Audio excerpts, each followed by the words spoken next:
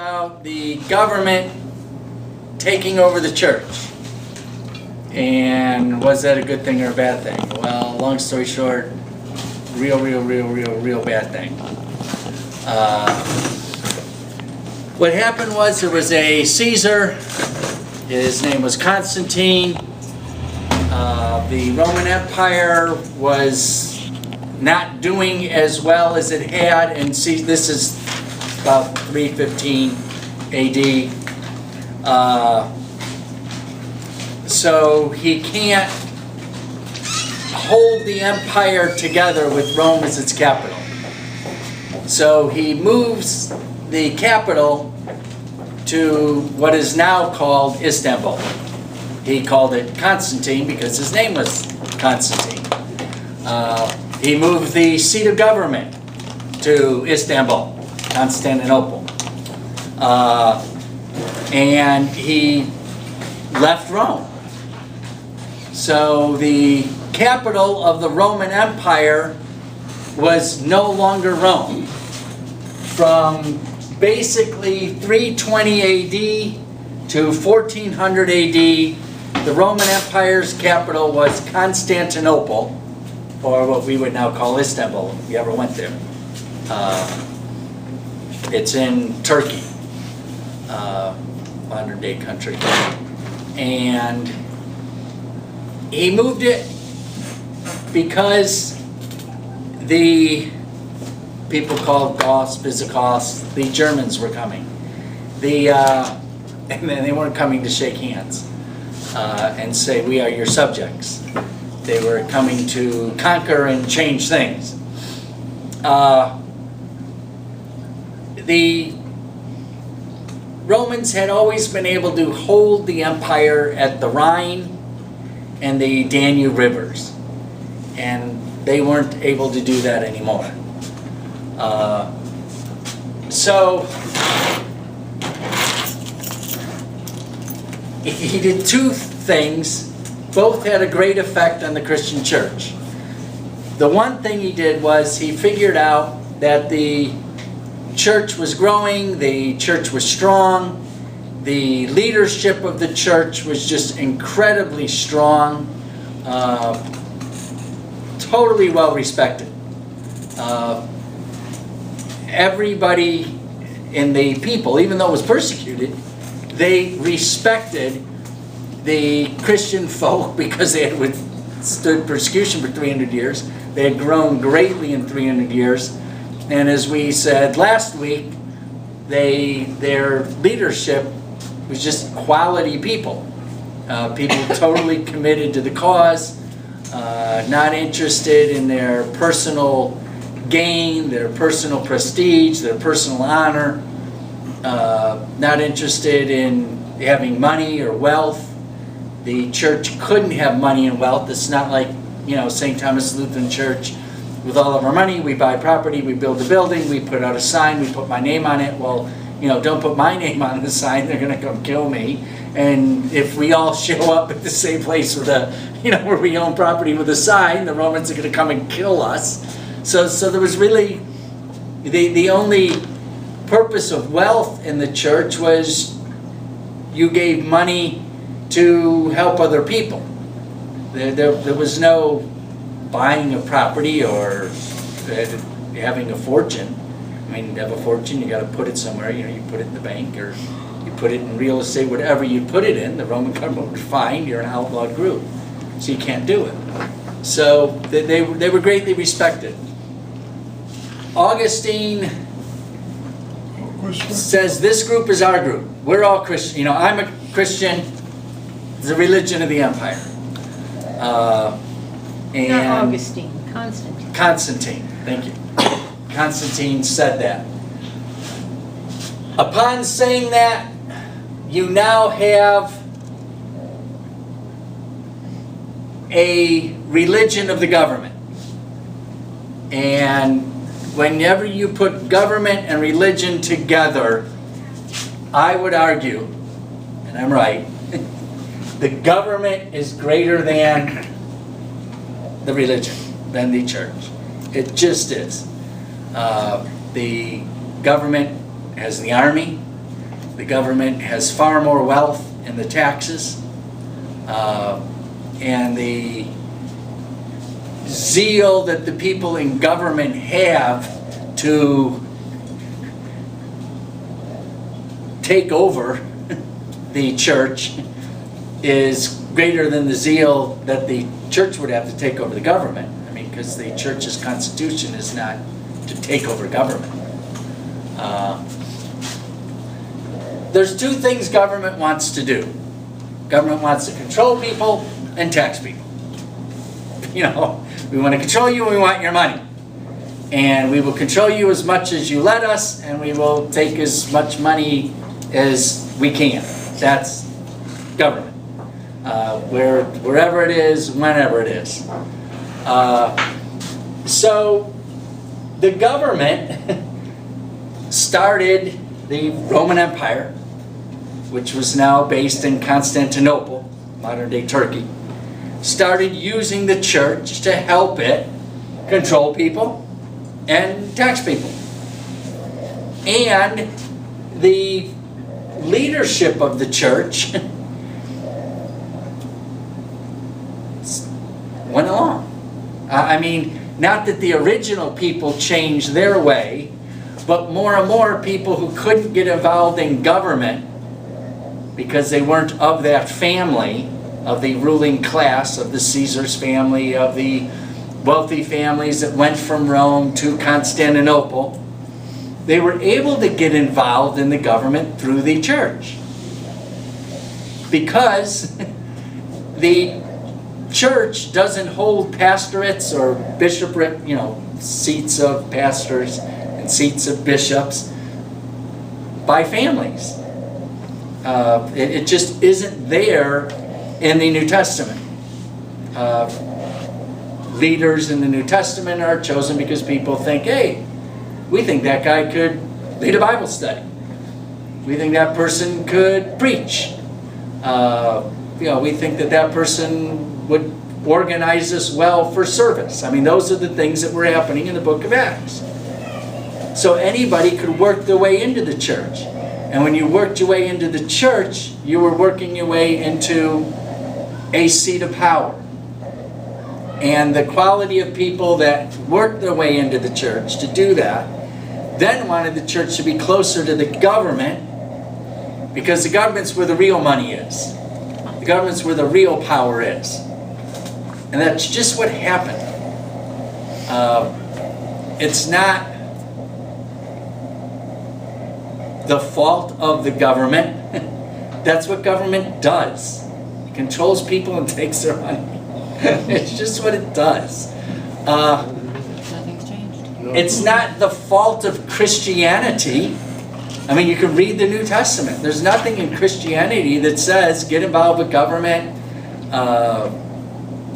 figure out, you know, who's going to be the king and all this stuff that the church did. I mean, popes were sitting there saying who should be king and who shouldn't be king, and they were just involved in all this. But that's not Christianity. You know, I mean, we have a written record. We have 4 Gospels, a book of history, Acts of the Apostles. We have some letters of our leaders from Paul and James and Peter.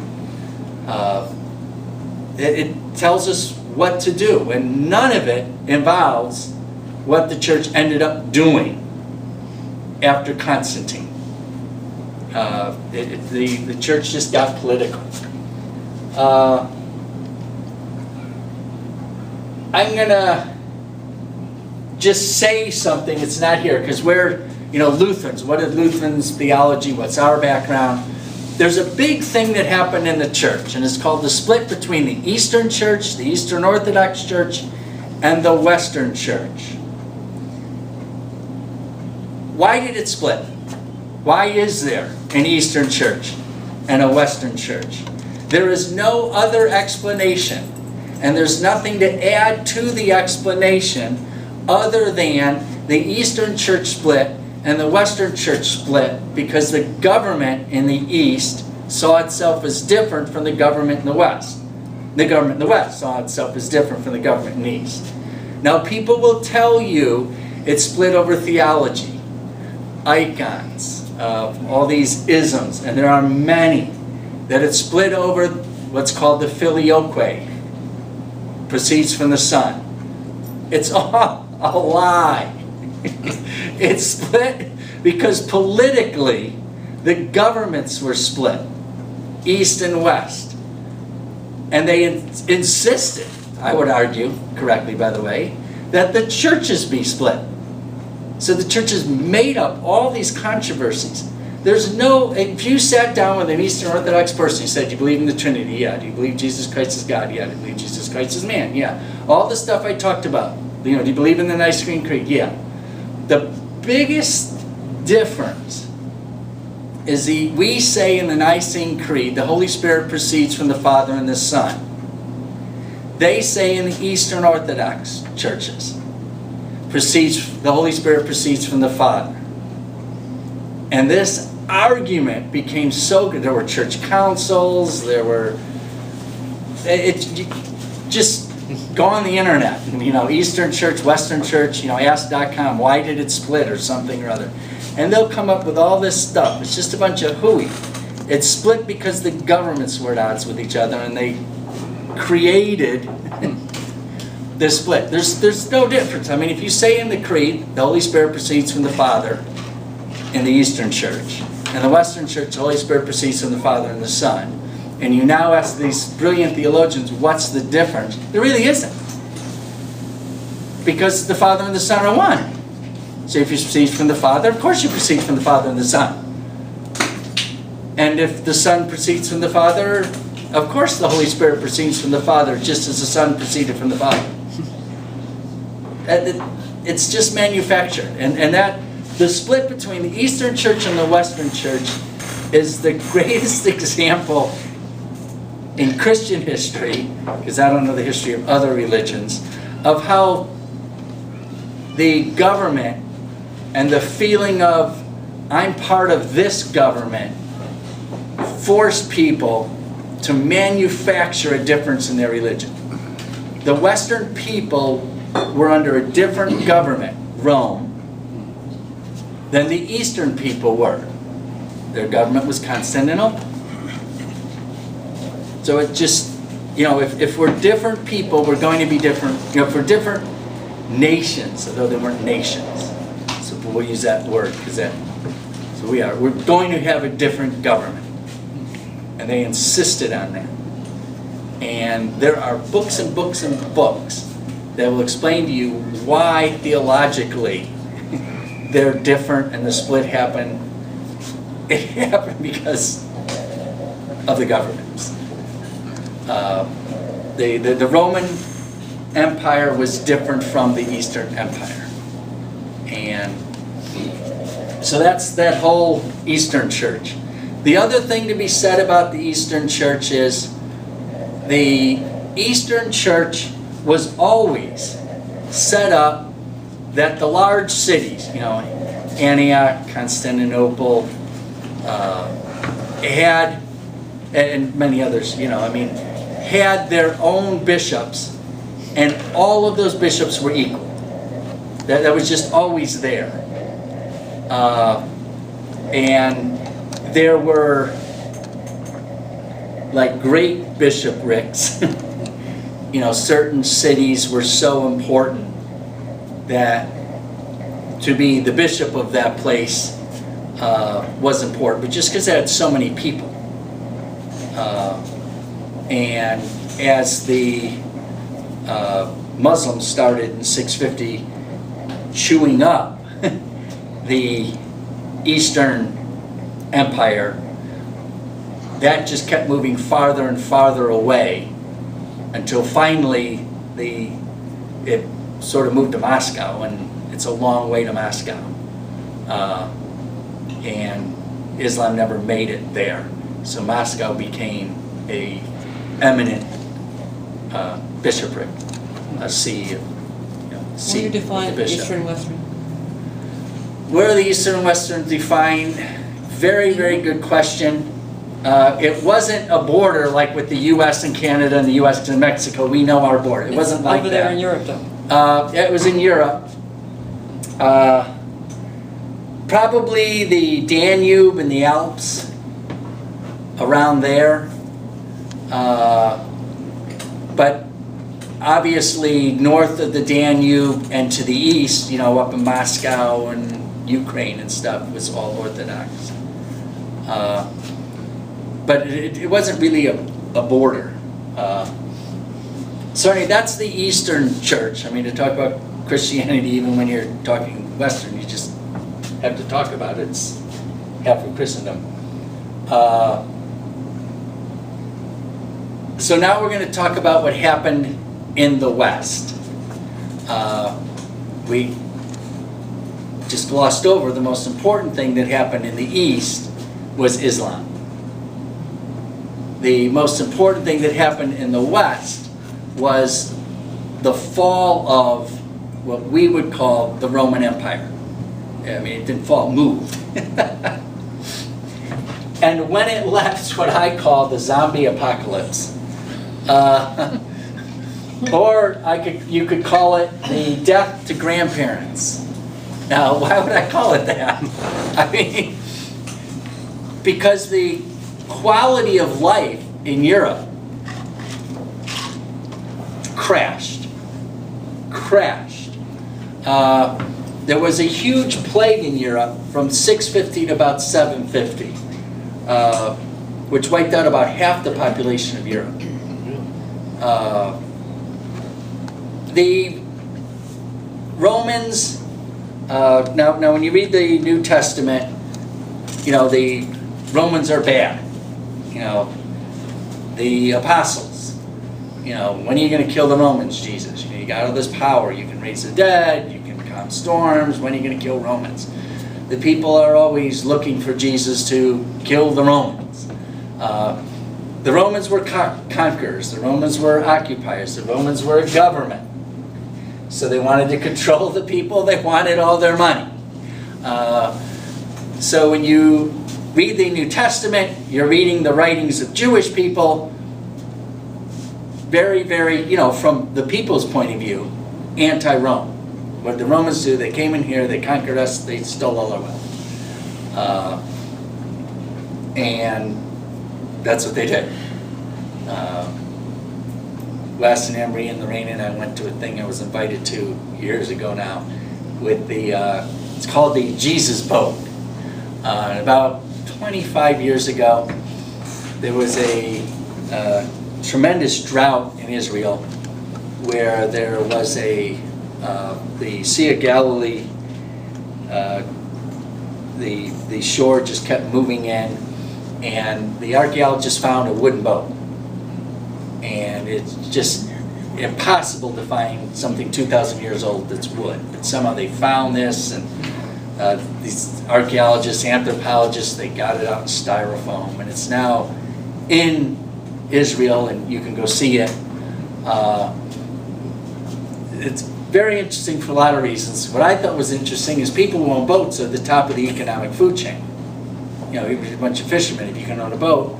The boat, which they called the Jesus boat, he didn't own it, it wasn't his, he was probably never on it, but it was from the time of Jesus, and it's good for the tourists. But the boat was made out of used wood. So even a wealthy Jew in Jesus' day didn't have his own hewn wood, and because the Romans would steal, all the wealth that could create that. So I don't want to gloss over the fact that the Roman Empire, controlled people and took all their money, best it could. It was very effective at controlling people and taking money. But the Roman Empire created a commerce, created the movement of goods and services and monies, the movement of food all around the Mediterranean world. I mean, Egypt was the breadbasket of Europe up until 1500s. The movement of olive oil, and that created a quality of life whereby people were living to see their grandchildren become adults. And when Constantine left and the Roman government disintegrated, now it just didn't disintegrate in 320. I mean, it went down in the 300s, 400s, 500s. You, first of all, see the human lifespan going down, quality of life totally disintegrating. You see at this time, the great aqueducts, people are just, I mean, they're not being used anymore. It's like, what are these things? Well, it's used to move water. I mean, people have forgotten that. And the math to build it. And the crafts people to build an aqueduct. Just gone. Gone. I mean, it'd be like, that's what I call it, the zombie apocalypse. People just looking at buildings and things next to it. Well, that's an air conditioner. What's an air conditioner? Well, electricity. What's electricity? I mean, just gone. And so the quality of life in the Western Empire just goes down. And the government, quality of life goes down, government goes away, conquerors come in and steal gold and wealth and go away, or they stay there, but they're not as effective in governing as the Romans are. So, what you have in the West is this idea that Rome is our seat of government. And the most powerful guy in Rome, the most respected person in Rome, is the Bishop of Rome, the Pope. And the Bishop of Rome, even had the Bishop of Rome always been the most humble man, everybody would have came to him to get us organized, help us out.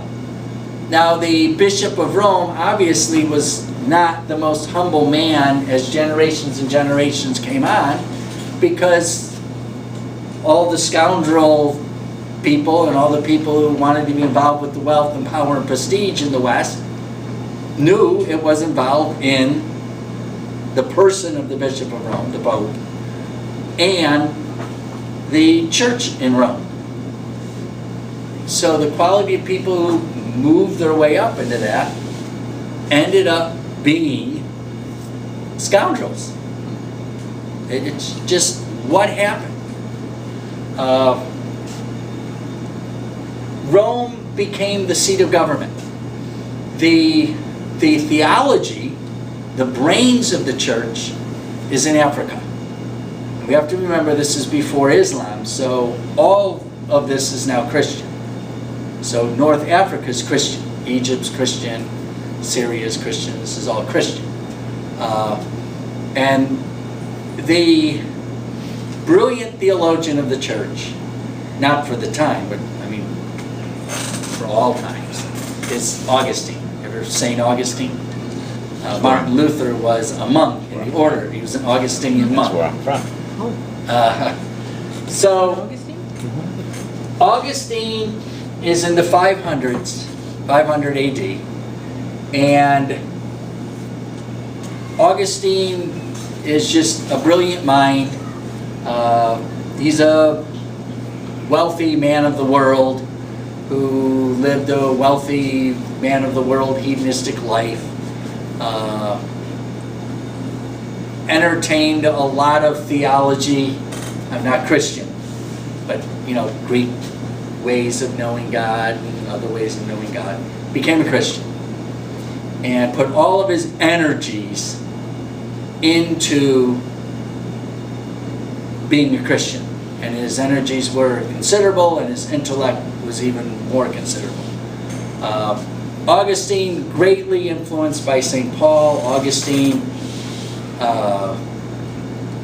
understood that you came to Jesus through God's grace. And he was influenced, and this needs to be mentioned, and I'll mention it here. You've heard Plato and Aristotle. You've heard Socrates, Plato, and Aristotle. Well, Socrates, we don't have anything he wrote. We just have stuff that people said he wrote, and it's probably right, but I mean, so the two ideas are Plato and Aristotle. Very simply, I mean, you can be a philosophy major to carry it all the way to a PhD and still study the differences between the two. Very simply, you know, Esther Coy, one sentence, what's the difference? Plato's more mystical than Aristotle, and that has to do with first causes and all, but Plato, Paul, you know, St. Paul's the great influence. Faith is nebulous. Faith is mystical.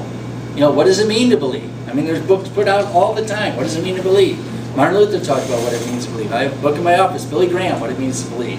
You know, what does it mean to have faith? I mean, you know, and faith can be talking about, you know, spoken of in poetry. The best way to speak about faith is to point to someone and say, because of what that person's doing, that person believes in Jesus. Greatest example of our generation, Mother Teresa. And how do you know Mother Teresa had faith? I read her book. She didn't write a book to talk about that. You know what I mean? She just did the things Mother Teresa did, and everybody saw what she was doing and said, boy, she has great faith. I mean, and that goes along with Paul, James in the Bible, you know, the New Testament. Just do things. And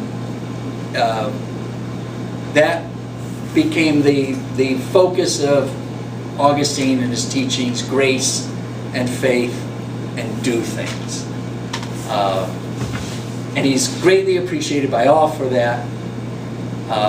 The problem is, Augustine's sitting there with this real cool theology, this real correct theology. Africa's doing cool theology at the time. There's other church fathers, of which Augustine's the culmination of. And they're African. Athanasius, the Athanasian Creed was African, Egyptian. Augustine was Tunis. Rome, on the other hand, instead of getting involved in great theology or helping other people, is just going political. So what is the church doing? The church is learning how to govern. So the church is learning how to control people and get their money. And that's just what's happening. When you